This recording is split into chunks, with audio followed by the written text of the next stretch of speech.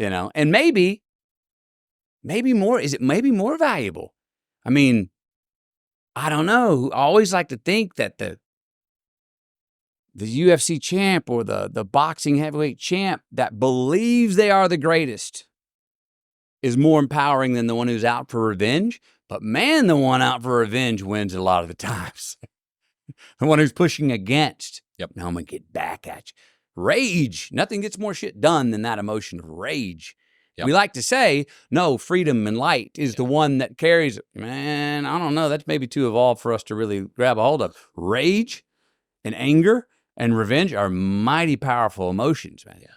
Yeah. They get a lot of shit done. Yep. Especially in the beginning, especially for a short period of time. I think it's a potent fuel that's toxic in the long term. And I think that it's the sort of thing that you use to overcome the activation energy, especially the beginning of a thing. Right. I need something to kick me out.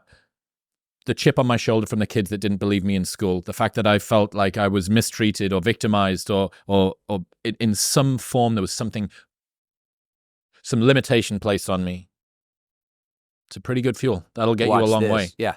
But you do not want to be using that 2, 3, 4 decades down the line. Well, and you'll what do you call it? You'll self-implode because you can't recognize your allies from your enemies. Yeah. And you start taking it out on your allies. We see it in relationships. You start taking it out on your mate. You start taking it out on your wife, your husband, your lover, and like I'm an ally, man. We're on the same team. Yes. But you're back to that non-deserving. No, I gotta bleed. Yeah.